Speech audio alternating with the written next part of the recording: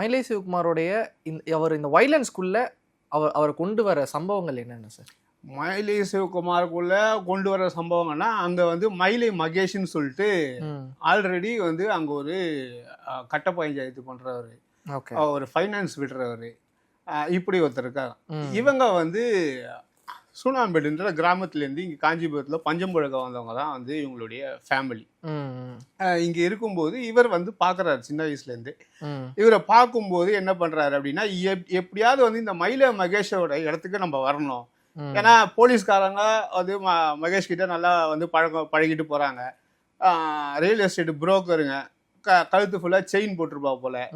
இதெல்லாம் வந்து பார்த்தா திட்டத்தட்ட அந்த பக்கம் வீரமணி எப்படி வந்து ஃபுல்லாக எப்படி இருக்காரு, அந்த மாதிரி வந்து இங்கேயும் அப்படி இருக்கா போல். அதே போல் நம்ம இருக்கணும். ஆனால் இந்த மயிலாப்பூர் என்னை வந்து ஒரு நாள் வந்து அரசனாக கொண்டாடணும் அப்படின்றது தான் வந்து மயிலாப்பூர் மகேஷ் சிவகுமாருக்கு வந்து லட்சியமா இருக்கு. அதாவது இன்ஸ்பிரேஷன்லாம் கிடையாது, இந்த ஆளை போடணும், போட்டுட்டு நம்ம வரணும், அதுதான் வந்து அவருடைய கால்குலேஷன்.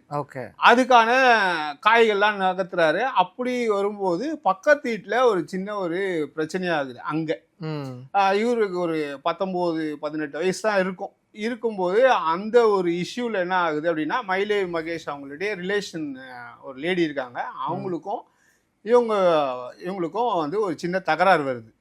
அப்ப மயிலை சிவகுமார் போட்டு அந்த லேடிய அடிச்சதாக தகவல் வருது.